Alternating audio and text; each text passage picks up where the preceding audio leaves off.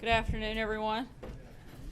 Before we get started, I'd like to hand it over to Stephen Miller, Senior Advisor to the President, to speak with you about the RAISE Act that the President endorsed this morning. And I know you guys will have lots of fun. Take it away, Stephen. Thank you.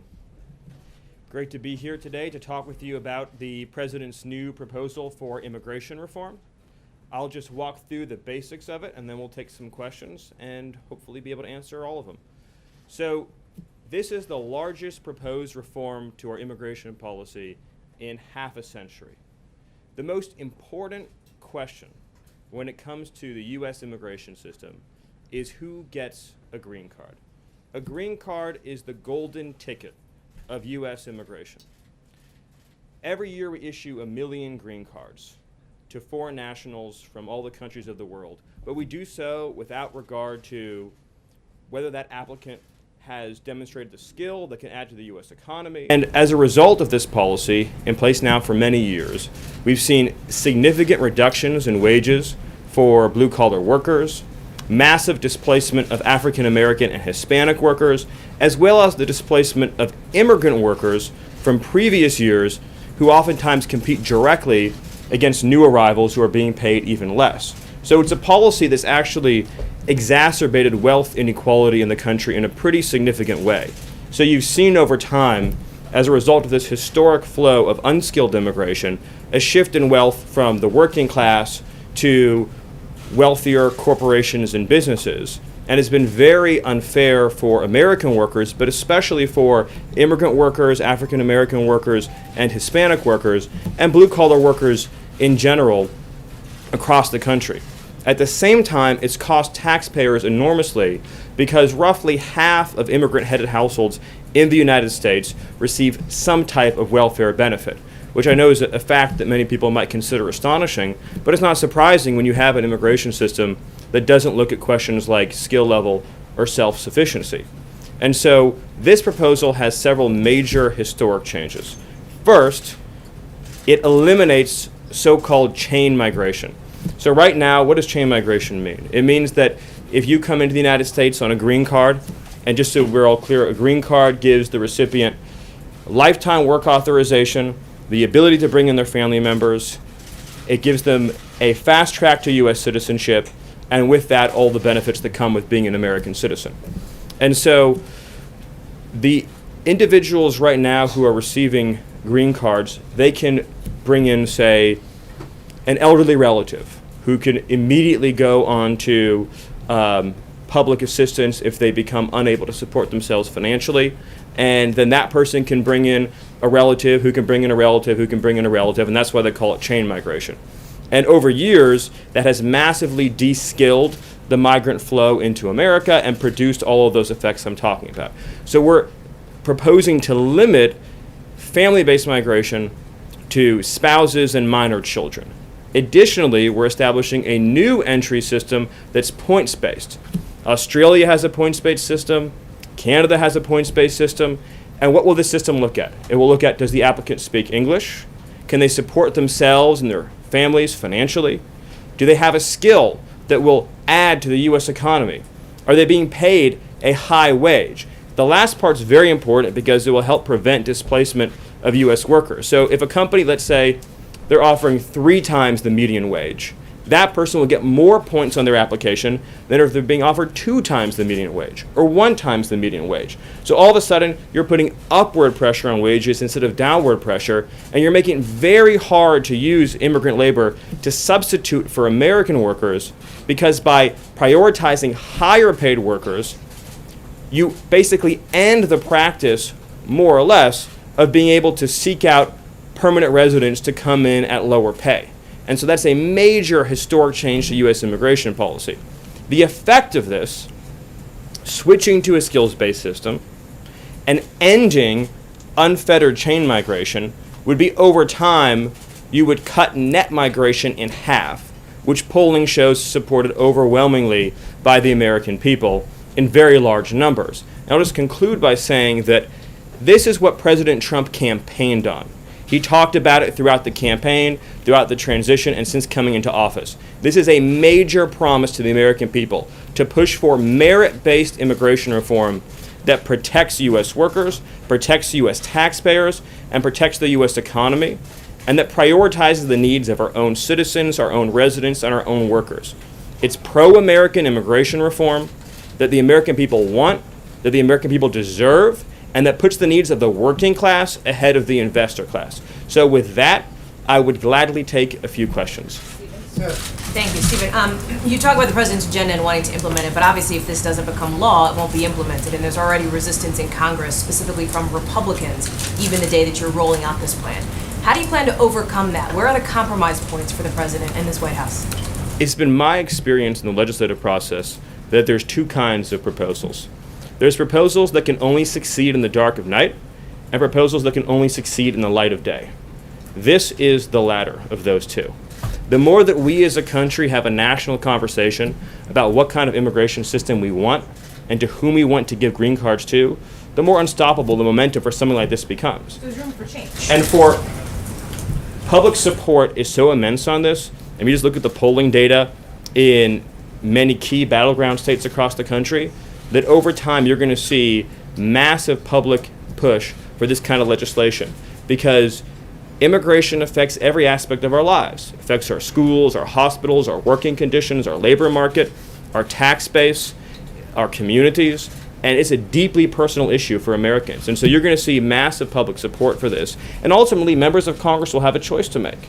They can either vote with the interests of U.S. citizens and U.S. workers, or they can vote against their interests, and whatever happens as a result of that, I think, would be somewhat predictable. Let me go to John, and then we'll move back. How do you wedge this into an already jam-packed legislative calendar? Well, ultimately, we're going to have conversations with Senate leadership and House leadership about the steps forward. But this is an issue that we campaigned on, the American people voted for by electing Donald J. Trump as their president, and that is of enormous importance to the American economy because, again, we're protecting blue-collar workers and we're bringing in workers who can add to the economy. And so I really think this is a really historic moment that happened today. Again, the biggest proposed change that would take place in 50 years at a time in which you have automation that is replacing a lot of jobs in the United States. You have American workers without high school diplomas who have very low participation rates in the labor force. And then you're bringing in workers to compete directly against the workers who are either losing their jobs to automation or who can't find work because there's not enough jobs for workers in our own country without education. And so particularly, go to an American city that has labor force problems, wherever that may be. Say Detroit. How is it fair or right or proper that if, say, you open up a new business in Detroit, that the unemployed workers of Detroit are going to have to compete against an endless flow of unskilled workers for the exact same jobs, reducing pay for those positions and reducing their chance of getting those jobs, while at the same time, ultra high-skilled workers are on the back of the line to get into the country. It makes no sense. The numbers are too large, and the numbers of low-skilled workers in particular is a major detriment to U.S. workers. So I think the more we have this conversation publicly and ask America who ought to get a green card in this country, the more momentum there's going to be, the more support there's going to be. And our message to folks in Congress is, if you are serious about immigration reform, then ask yourselves what's in the best interest of Americans and American workers, and ultimately this has to be a part of that. All right, let's go to Glenn. Two quick questions. First of all, let's have some statistics. There have been a lot of studies out there that don't show a correlation between low-skilled immigration and the loss of jobs for native workers. Cite for me, if you could, one or two studies with specific numbers that prove the correlation between those two things, because your entire policy is based on that. And secondly, I had sources that told me about a month ago that you guys have sort of elbowed infrastructure out of the way to get immigration on the legislative queue. Tell me why this is more important than infrastructure. Well, your latter statement isn't true. I think the most recent study I would point to is the study from George Borjas that he just did about the Mariel boat lift. And he went back and re-examined and opened up the old data and talked about how it actually did reduce wages for workers who were living there at the time.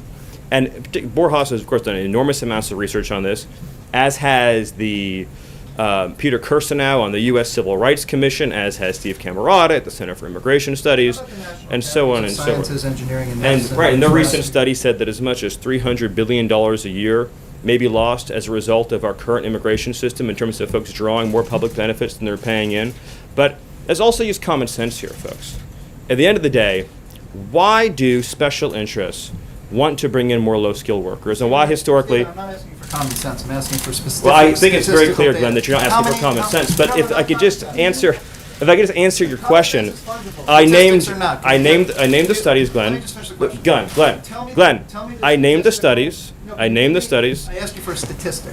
Can you tell me Glenn, how many? how Maybe many- we'll make a carve out in the bill Yeah. that says the New York Times can hire all the low-skilled, less-paid workers they want from other countries, and see how you feel then about low-wage substitution. This is a reality that's happening in our country.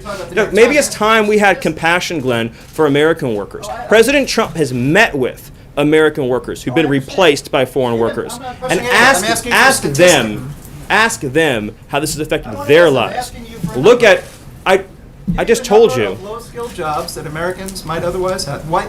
If you look supposed to be evidence first of all, if you look at against the premise, Glenn, of bringing in low skilled labor, it's based on the idea that there's a labor shortage for lower skilled jobs. There isn't. The number of people living in the United States in the working ages who aren't working today is at a record high. 1 in 4 Americans, or almost 1 in 4 Americans between the ages of 25 and 54, aren't even employed.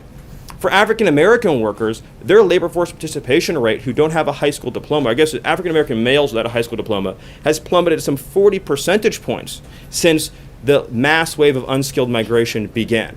The reality is that if you just use common sense, and yes, I will use common sense, the reason why some companies want to bring in more unskilled labor is because they know that it drives down wages and reduces labor costs.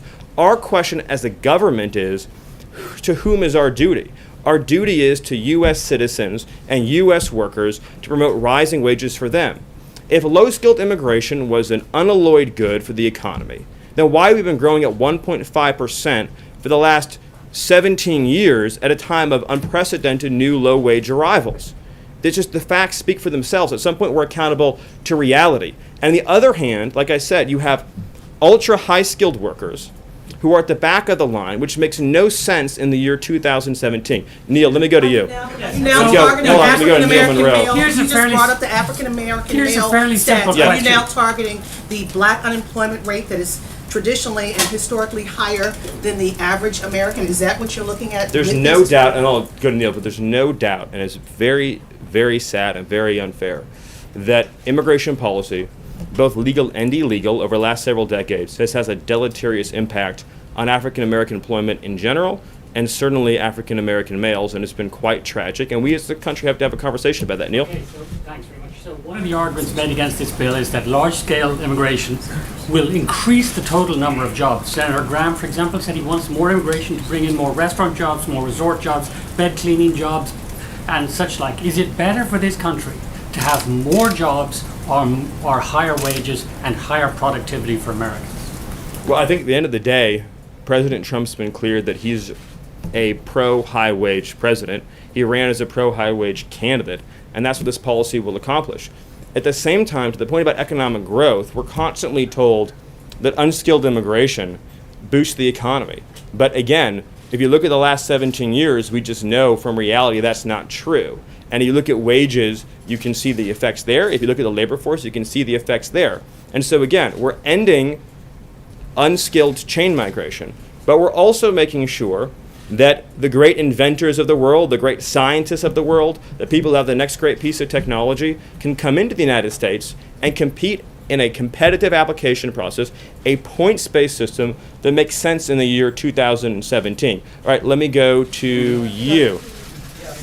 2 questions. One, you did personalize it with the New York Times, so normally this wouldn't be a question, but will the Trump organization stop bringing in foreign workers on visa programs to set an example for other businesses in the interim before this bill becomes law? Well, as you know, the only way to have immigration policy work is it has to be national, it has to be uniform. You can't have different rules and different procedures for different companies. This bill, of course, doesn't deal with guest workers and temporary non-immigrant visas, which is, I think, what you're asking about, and that's a separate thing. But the president was clear, if you go back and look at his debate on this during the primary, where he said, as a businessman, my responsibility is to operate my business according to the laws of the United States as they exist. He said, as president, my responsibility is to pass laws that make sure we have an immigration system that prioritizes American workers. He said that throughout the campaign, and he said it as a candidate, and he said it now. But just as a technical matter, you're talking about a different aspect of the immigration system. Today we're talking about the green card system, but it's a good question. Let me move on over there. Thank you, No, Stephen. just hold on a sec. Over Thank here. you, Stephen. Just to take the question in another direction, USA Today and others have shown that over the last 7 years, there's been a negative flow of immigration across the southern border. And of course, unemployment is at perhaps a 10-year low right now. So will there be enough workers in the southwest states if this policy were to go into effect? Well, yeah, so I think we're talking about different things, and I appreciate the question. Net migration overall has been at a record pace. You're talking, I think, just about some questions about net migration illegally across the southern border. Correct. We're talking today about green card policy. Every year we issue 1 million more green cards, and it just keeps adding on every year after year after year. And so the supply of foreign labor is at a record high. I think the foreign-born population right now is 45 million. I think there's 25 million foreign workers in the United States. All right, right there. Yep. Thank you, Stephen. Two questions for you. First, does the Trump administration plan to defend the DACA program if Texas and 8 other states bring a lawsuit challenging it in court? Well, we are not going to make an announcement on that today because there is ongoing litigation and workers. Stephen, Zoe Daniel from Australian Yep. Broadcasting. You've talked about the Australian policy. Can you speak more specifically about what the administration likes and also how that extends into things like family sponsorship? You mentioned bringing in elderly relatives, for example, who might not be productive, yet in Australia, adult children can sponsor their parents to immigrate. So which elements of the policy are you choosing that you might like Right. to So use? we looked at the Australian system, the Canadian system. We took things we liked.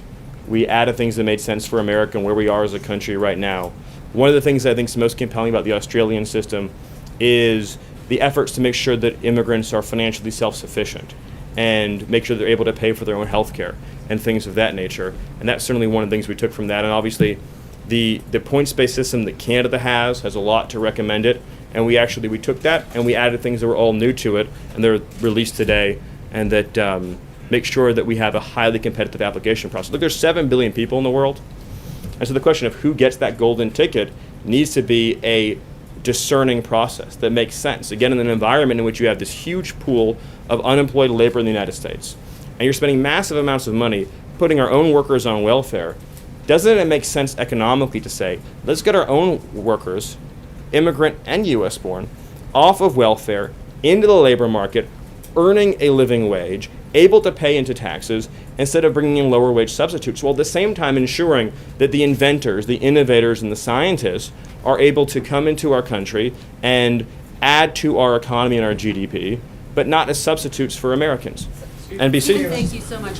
Can you respond to some of the critics within your own party who say what we really should be focused on is comprehensive immigration reform in order to really tackle the problem in a serious way? And secondly, what do you say to those who say this just separates families and it's effectively cutting an effective visa program? Well, actually, the legislation for folks who are already here, they are able, have pending family-based sponsorships, they're actually grandfathered in. So it's a new system moving forward, point one. And point two is that beyond the immediate family members that are covered in the bill, i.e. your minor children and your spouses, your other relatives can come in. They just have to come in through the points-based system.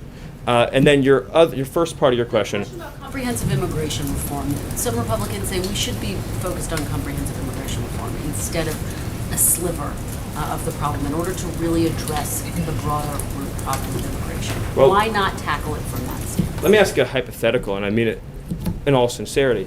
If, let's say that we had introduced a 2,000-page comprehensive immigration reform bill, would we be having this conversation today about green card policy? I suspect we wouldn't be. I think it's time that we forced the conversation onto this core issue. I know the president feels that it's enormously advantageous to have a conversation about this core aspect of immigration reform because it does receive so little discussion, and yet it's so enormously important. Steve. Hold on, let's go to you. Thank you, Steve. Thanks.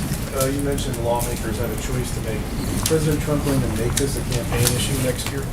Well, I mean, we're making it an issue, period, he started the campaign when he was running, but as far as a real push for change, that begins in earnest, aggressively starting today. And I do think, I just work on the policy side, but I do think that voters across the country are going to demand these kinds of changes because, again, of the effects it has on their lives and their communities. And this is overwhelmingly popular. And I challenge any news organization here, do a poll, ask these questions. Do you think we should favor applicants to our country who speaks English? Yes or no?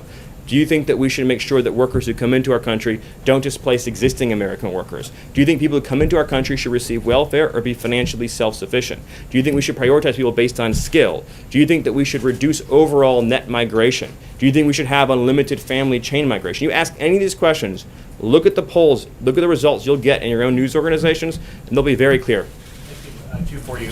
First, following up with Noah's question regarding the president has talked a lot about immigration reform. This has been held up in the past. He has the power today to take personal action on this by changing the way his Trump properties, Mar-a-Lago and others, bring in unskilled foreign workers, displacing, as you talked about, the large numbers of Americans who are looking for work in these states. So is the president planning on taking that action? And secondly, does this signal that the White House does not believe that any sort of comprehensive action on immigration is possible with this Congress, that immigration needs to be tackled in a piecemeal fashion going forward? Well, again, just as a technical matter, you're talking about non-immigrant guest worker visas, and this legislation deals with green cards, i.e. permanent immigration. So they're two totally separate categories. But I'll just refer everyone here today back to the president's comments during the primary when this was raised in a debate, and he said, my job as a businessman is to follow the laws of the United States. And my job as president is to create an immigration system that works for American workers. And that's one of the reasons why I think Americans so deeply admire President Trump, is because they see every day he's not working for himself. He said over and over again, I've been very successful. I've had a great life. Now I'm here to work for the American people. But for any immigration system to be functional and to work, it has to be uniform across the board. One standard for everyone. Say how close the president is to getting a nominee for DHS, and can you add, if this legislation is not moving by the end of the year, how much is it possible for you to do through executive action, if any? Well, I certainly think that on the administrative action front, you can tighten up and continue to tighten up enforcement on visa rules and standards, and I think that's certainly something that we'd be looking at doing. But we'd like to create a permanent change to our immigration system that will endure through time, that will still be in place many decades from now. And that's what this legislation would accomplish. And I would just, again, encourage everyone to understand the depth of this change. What President Trump has done today is one of the most important legislative moves that we've seen on this issue in many, many years. The President of the United States said, I am taking a stand today for American workers and the American economy, and we're putting American families first on immigration. We're saying our compassion, first and foremost, is for struggling American families, and our focus is on the national interest. That is a major event, and all of your news organizations should take a hard look at the polls on these questions and see where folks are, and you'll see that this is an issue that's supported by Democrats, independents, and Republicans across the board. One last question, and then I'll hand it back to Sarah. If they are on the polls, Steve, on the polls. We're going to do more than one, maybe two? Two questions. I'm getting a lot of energy from up front here. If this is so huge and major, you make it sound so enormously important. Yes. Why did the senators who were with the president today call it modest and incremental? Is it modest and incremental? And aside from that, you seem to be suggesting this is immigration reform. Does this come even close to stemming illegal immigration for the president? Well, so of course, the answer is that it's the divide between how Americans think about immigration and how Washington thinks about immigration. So to everyday Americans, this is the most rational, modest, common sense, basic thing you can do. Of course you shouldn't have foreign workers. Modest and incremental? Of course you shouldn't have foreign workers displacing American workers. In Washington, This represents a sea change from decades of practice. So it just depends what lens you're looking at it through. Incremental sea change. It just depends what lens you're looking at it through. I guarantee you, go to, say, like an ed board for a couple of your papers and see what they think about it. They'll see it as a sea change. Talk to an everyday guy in the street and he'll say, this is the most common sense thing, or she'll say, this is the most common sense thing that I've seen in my entire life, and it's right down straight the center of American politics and American political views. So take one last question. Who has the best last question? All right, so I'll do for the last question right here. Thank you, I appreciate it. And I thank you very much for coming out here and talking to us on camera. But I'd like to ask you if you've recently spoken with your old boss and what you make of the rift between President Trump and the Attorney General. You worked for Jeff Sessions for many years.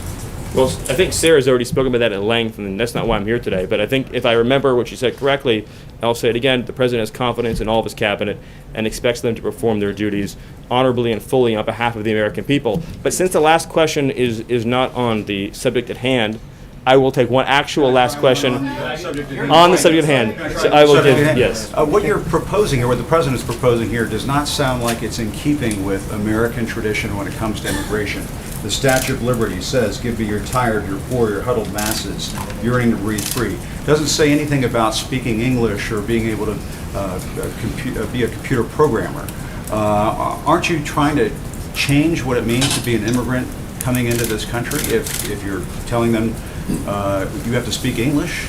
Can't people learn how to speak English when they get here? Well, first of all, right now, it's a requirement that to be naturalized, you have to speak English. So the notion that speaking English wouldn't be a part of our immigration systems would be actually very ahistorical.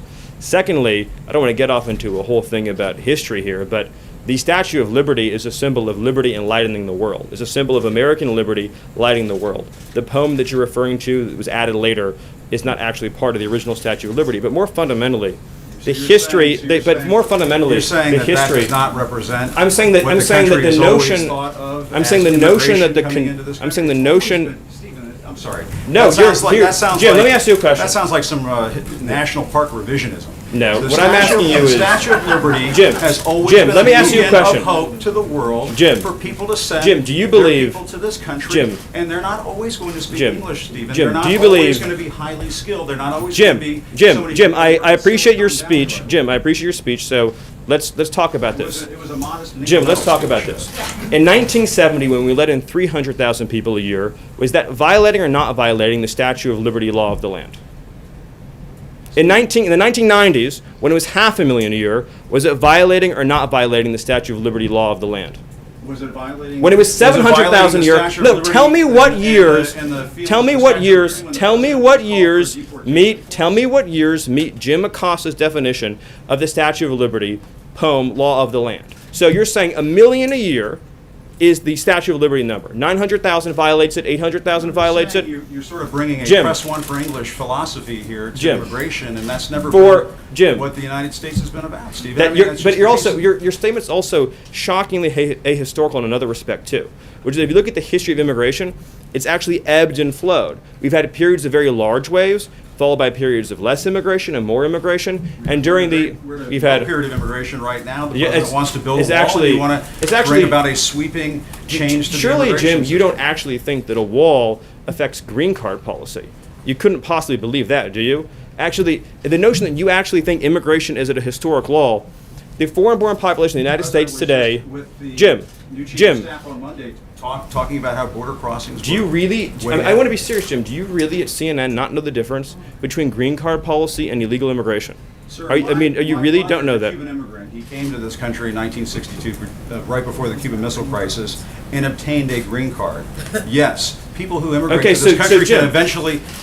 People who So Jim, immigrate it's to a this factual country question, through, Jim. not through Ellis Jim, Island, as a your factual, family Jim, may as a have, factual but in question. other ways, do obtain a green card at some point. They do it through a lot of hard work.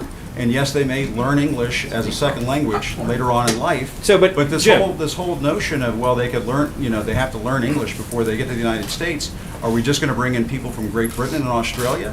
Jim, it's actually, I have to honestly say, I am shocked at your statement that you think that only people from Great Britain and Australia would know English. It's actually, it reveals your cosmopolitan bias to a shocking degree that in your mind, no, this is an amazing moment. This is an amazing moment that you think only people from Great Britain or Australia would speak English is so insulting to millions of hardworking immigrants who do speak English from all over the world. Jim, have you honestly never met an immigrant from another country who speaks English outside of Great Britain and Australia? Is that your personal experience? Of course there are people who come But into that's this not what country you from other said, parts of the and world. it shows your cosmopolitan bias. And I just want to say, It sounds like to you you're trying to engineer the I just wanna racial say- and ethnic flow of people into this country. through Jim, this that is one of policy. the most outrageous, insulting, ignorant, and foolish things you've ever said, and for you that's still a really... The notion that you think that this is a racist bill is so wrong and so insulting. Jim, the reality is that the foreign-born population into our country has quadrupled since 1970. That's a fact. It's been mostly driven by green card policy. Now, this bill allows for immediate nuclear family members to come into the country, much as they would today, and then it adds an additional points-based system. The people who've been hurt the most, the people who've been hurt the most by the policy you're advocating are What policy am I advocating? apparently just unfettered, uncontrolled migration. The people who've been hurt the most by the policy. What you're doing is for The people who've been hurt the most by the policy that you're. The people who've been hurt the most by the policy you're advocating are immigrant workers and minority workers and African American workers and Hispanic workers. And it has African no. American community. Now you brought it up again. You said you wanted to have a conversation and not target. Is it going to be a target? This is now? what we want to You do. keep using the African American community. Are you going to target? I'm not trying to be funny. But Right, you and keep I know what saying you're this. saying. What you're saying is 100% correct. We want to help unemployed African Americans in this country, and unemployed workers of all backgrounds get jobs. And insinuations like Jim made, trying to ascribe nefarious motives to a compassion immigration measure designed to help newcomers and current arrivals alike, is wrong. And this is a positive, optimistic proposal that says 10 years, 20 years, 30 years from now, 10 years, 20 years, 30 years from now, we want to have an immigration system that takes care of the people who are coming here and the people who are already living here by having standards, by having a real clear requirement that you be able to support yourself financially, by making sure that employers can pay a living wage. That's the right policy for our country, and it's the president's commitment to taking care of American workers. I apologize, Jim, if things got heated, but you did make some pretty rough insinuations. So thank you, thank you, thank you, and I'll hand it over to Sarah. I think that went exactly as planned. I think that was what Sarah was hoping would happen. I think that was exactly what we were hoping to have happen. Thank you. That's the question. Thanks, Stephen. Thanks. Well, the transition back should be pretty fun. Simple. Thank you. That was exciting. Throughout this week, we've been talking about the American dream and all that it signifies for people of all ages and nationalities. This morning, Counselor to the President Kellyanne Conway and Advisor to the President Ivanka Trump hosted a listening session with military spouses on the unique challenges they face in finding and maintaining employment to support their families.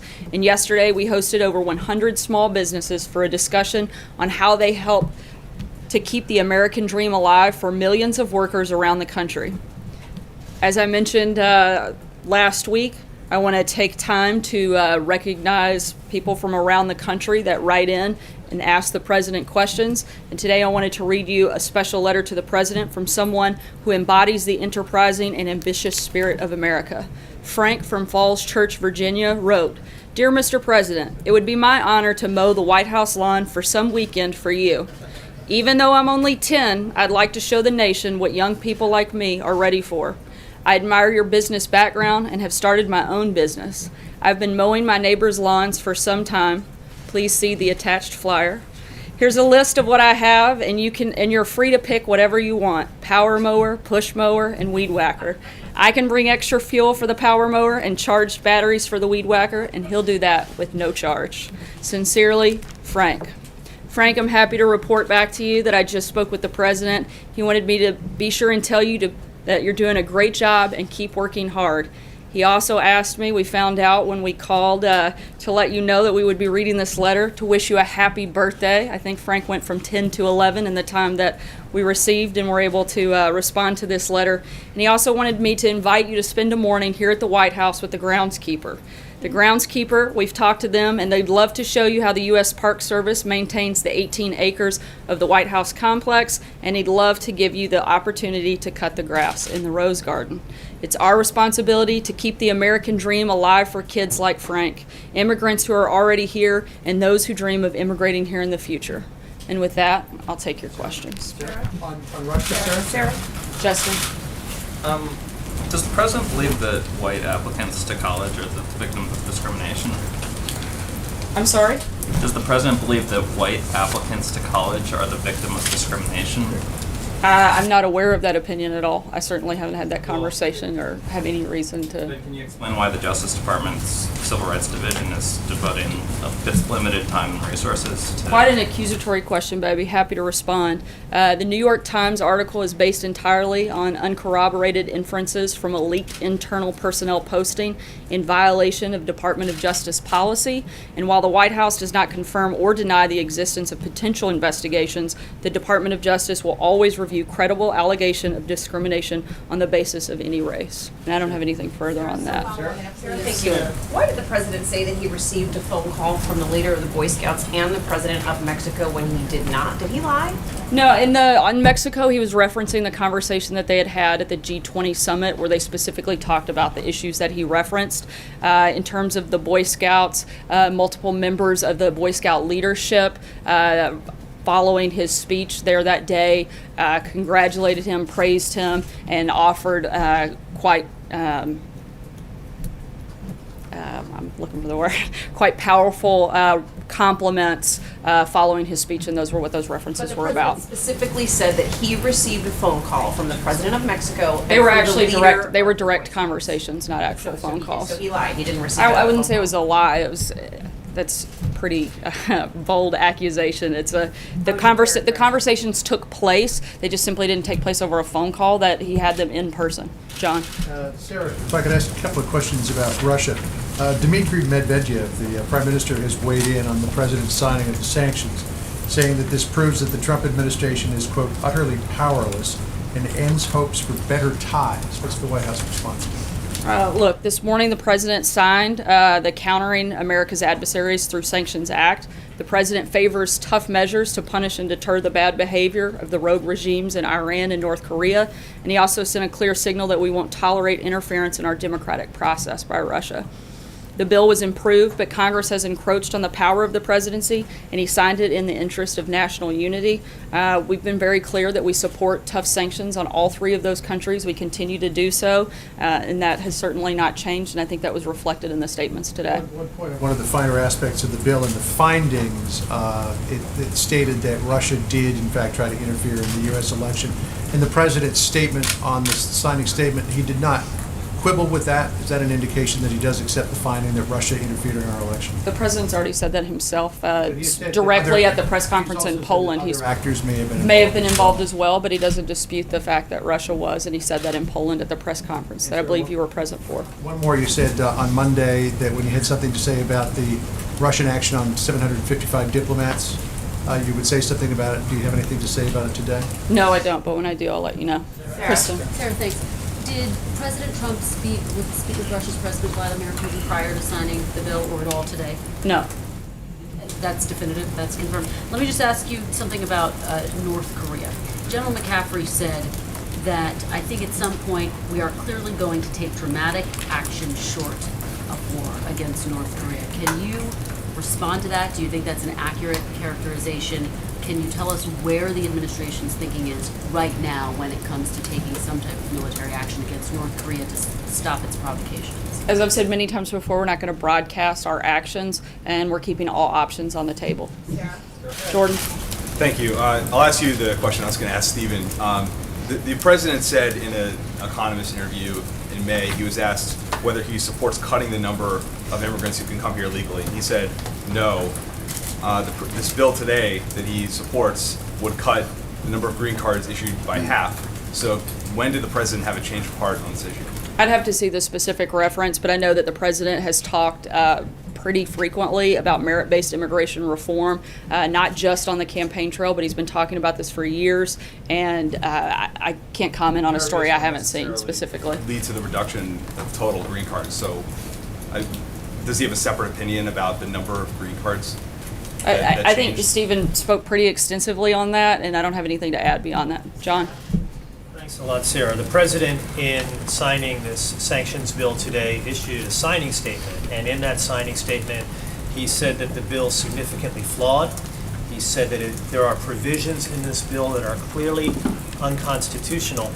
Why would he sign this bill if he felt so strongly that this bill it inhibits his ability to act as the commander-in-chief and to carry out his duties as president? I think I spoke on this already, but primarily because the president favors tough measures to punish and deter the bad behavior of the rogue regimes in Iran and North Korea, and he also sent a clear signal that we won't tolerate interference in our democratic process by Russia. I also said that he signed it in the interest of national unity, and again in support of, there's no question that there isn't support for the principles of the bill, it's maybe just some of the process piece. Steve? I'm sorry. Does he also send a signal in signing this particular legislation that if another bill comes before his desk that he also finds significantly flawed and clearly unconstitutional, that he'd sign that legislation as well? I'm not going to speak about a hypothetical bill that we don't know and doesn't exist and whether or not the president's going to sign it. Steve? Clear up some confusion. There were almost simultaneously two signing statements that went out.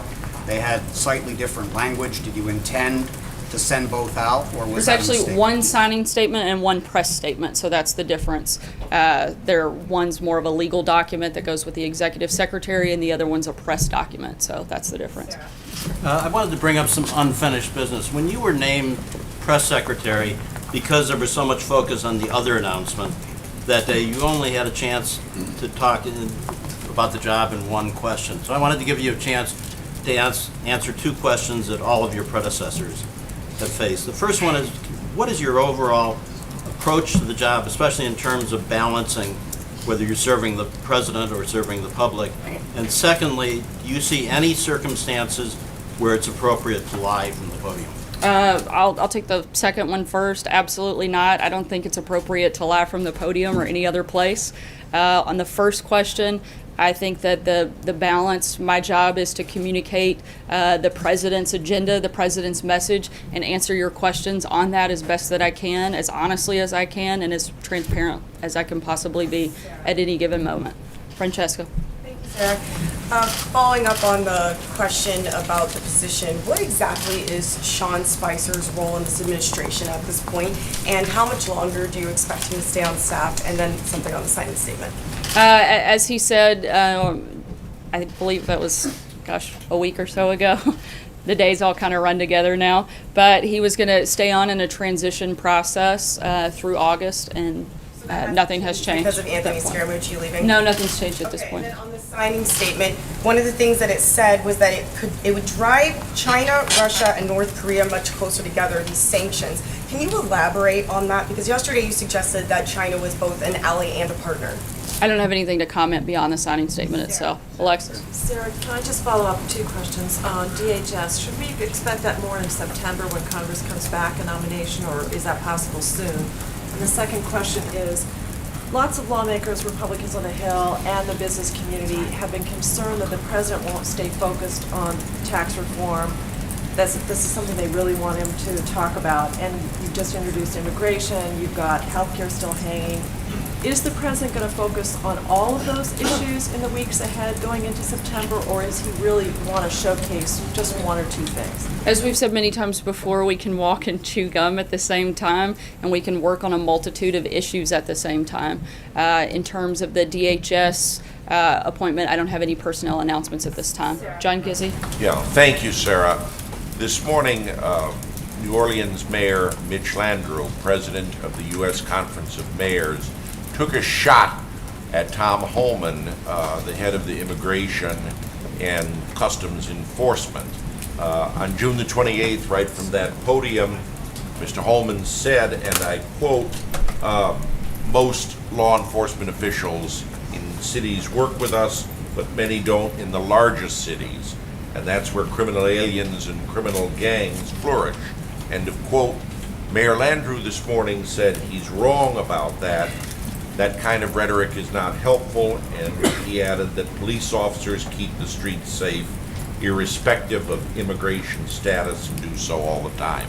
Your response to Mayor Landrieu and his charge against someone who is mentioned frequently to be the next Secretary of Homeland Security? Look, I think Tom has served our country well. He's been active in law enforcement, and I would certainly trust his opinion.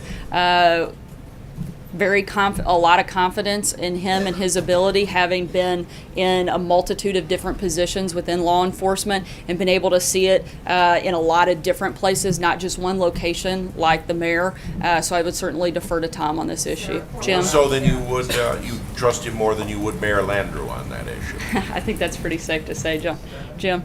Yes, Jeff Flake, in a Politico magazine article, said the president was, he suggested the president was a carnival barker and had eroded conservatism. Is the president still thinking of helping to fund a $10 million challenge against Senator Flake? And does he have any response to Senator Flake's comments? I'm not sure about any potential funding of a campaign, but I think that Senator Flake would serve his constituents much better if he was less focused on writing a book and attacking the president and passing legislation. Alex. 2 American soldiers were killed today in Afghanistan. It's 9 on the year. Does the president know about this, and does he feel any sense of urgency to implement a new plan in the conflict there? Yeah, I can't comment on that at this time, but I'll certainly keep you posted. Trey. Thanks, Sarah. Did President Trump feel pressured into signing the Russia sanctions bill? No, as I've said, the president supports putting pressure on these 3 countries in particular, and so he supports the principle of it and wanted to take action in that course. Steve? I just want to follow up. You were asked yesterday by Jared Rizzi whether the president would weigh in on this question of cost-sharing payments. Can you put this to bed? Will the administration continue making cost-sharing payments or not? The CSR payments are bailing out at this point a failed law that the president wants to repeal and replace. Since last year's campaign, the president has been clear that Obamacare is a failed law. He's working with his staff and his cabinet to consider the issues raised by the CSR payments, and without Congress fulfilling its promise to American voters in repealing and replacing Obamacare, insurers will continue to flee this failing system. We need real reform that actually lowers cost and provides more choice for Americans, and we'll keep you posted when we have a final announcement on that. Thanks so much, guys. The president called the White House a dump.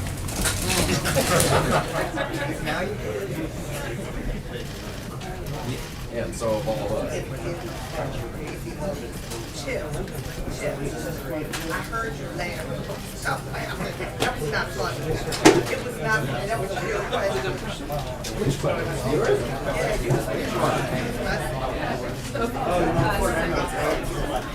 Yeah,